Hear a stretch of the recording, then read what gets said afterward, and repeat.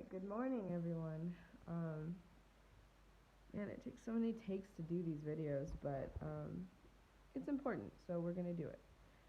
So I just wanted to update everyone about my service, which sounds very serious, but actually things are going really great for the most part. So I just wanted to talk about that and talk a little bit about my adjustment to village life. So let me start with that. I have been in my village since June. It is now November. So I've gotten to experience summer, fall, and now a little bit of winter.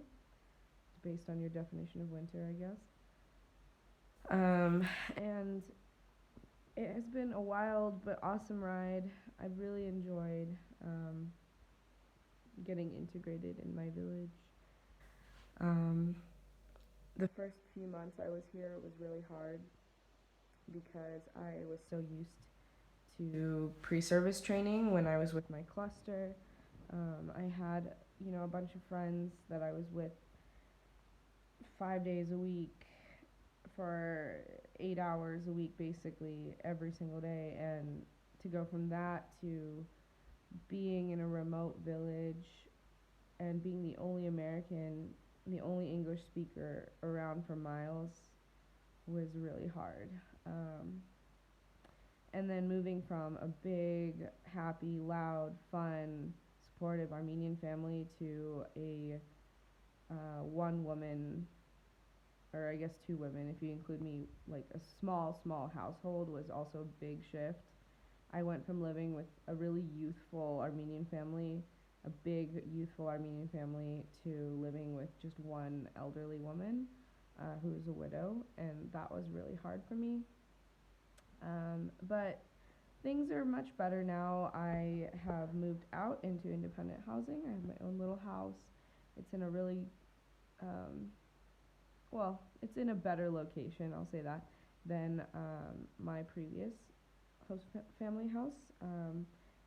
My new house is closer to the school where I work, so that's really awesome. And I have great neighbors and friends all throughout the village, so that's really cool. I have been doing English clubs. It's probably why I look so tired, because I am constantly busy, but it's awesome. I teach, 5 English clubs for kids, like Monday through Wednesday. So 2 hours Monday, an hour, 2 hours Tuesday, an hour Wednesday. And on Thursdays and Fridays, I have adult English club for any villager who wants to attend. And that's about an hour and a half each every day for 2 days a week. So in total, I'm teaching 6 English clubs, which is a lot. And then I also teach in the school with my counterpart. And I, have to plan with her. So it's like, whoever said that Peace Corps volunteers, especially rural volunteers, have a lot of free time, they were not describing me. That's just my experience, not everybody's. I can't speak for other volunteers, but for me, I find myself extremely busy throughout the week. So like my average day is I get up in the morning, go to school. School starts about 9 o'clock. We start school, teach until about 2 or 3. And then after that, I do after school clubs for an hour or two, depending on the day. Then I go home and I eat. And then I go to my counterpart's house and we lesson plan till about 10:30, 11 o'clock at night, and then I come home. Or we lesson plan, we talk, whatever, we have tea, we chat. I play with her daughters. And then I go home and crash because I'm exhausted. And then I do it all over again the next day.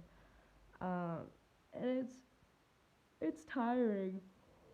I don't know if I'm doing service right or wrong, but it works for me. It makes me happy to be busy. It keeps my mind off of the more challenging parts of service and the isolation. But I just want to say in this video that I feel much much more stable, more integrated, much happier than the summer. And I think a big part of that is just kind of figuring out what I'm doing in Armenia as part of my service, and like figuring out my place in the village and everything. And that's been really great. So I feel really good about that.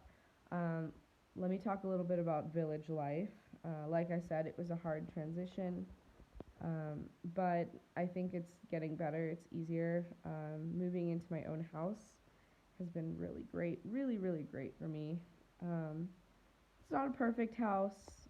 It's not a big house, but it's enough for me. It's um, been kind of a journey because being a homeowner here, I'm not an owner, I just rent, but like a home renter in Armenia is so different than being in the US. My landlady actually lives around Yerevan, so she's like 5 hours away from me. So I can't just like call her and be like, hey, can you just like come and look at this thing? It's a lot of phone calls, um, and a lot of relying on neighbors to help me out. So like I got my house is a mess, but I got these like where's my stove? Brand new pipes that you can see right there. Oop, there's my finger. Yeah, and that was an ordeal where I had to phone call a bunch of people, talk to a bunch of people in my village, and have people go into Goris to buy me new pipes because my old ones were dangerous and rusted, um, for my wood stove. And it in America, I would just hop in my car and go to the hardware store and pick up whatever I needed, or go to like a store that is designed for stoves. But here, as a volunteer, because I don't have transportation of my own, I don't own a car, I'm not allowed to drive here, um, and there's very limited public transportation to my village, um, as in there's none. But for me, it's like been really interesting because I've learned how to rely on other people and how to communicate with other people, and it's really good for me. And I think that's a skill that I want to carry with me going forward, even after my service, is how to be not just self-sufficient, but self-sufficient while still like utilizing and being part of a community and helping one another out. So I've been fortunate. I have relied on my neighbors to help me buy my pipes, to install my pipes, to take me to Gories, to take me to where I need to go. And so I'm very blessed for that. And like that's one really great example of how Peace Corps has been so humbling for me and so gratifying, just to like really be part of a community and feel like I'm welcomed and I'm wanted, and people are so excited to talk to me and like invite me over, get to know me. My neighbor will like invite me over for khash. She did that last week, which khash is like a traditional winter soup that people usually drink in the morning, and it's made of like cow feet that they boil, and they put like minced garlic in, and like dried lavash bread to soak up the fluid, and it's really good. But that's like another example of how I'm just like so lucky that people take care of me and they want to include me in their traditions. They want to include me in meals, and it's awesome. I love it. I love living in the village. I think it's super rewarding. It may not have every amenity that I wish it did, but it's enough. And the human connection that I've made here has been like 10 times as much as I felt back in the US or even in China. I had really good friends in China, but it was like a really fast-paced life, and I never felt like I had like a best friend or anything.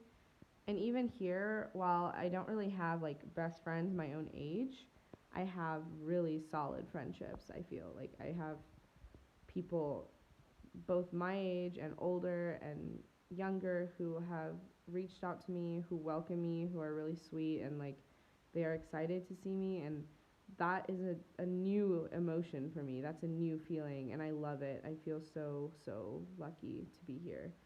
Um, so I think I'm right where I need to be right now for my service. I am integrating, I'm sort of figuring out what I can and what I can't do in the school. I'm super busy.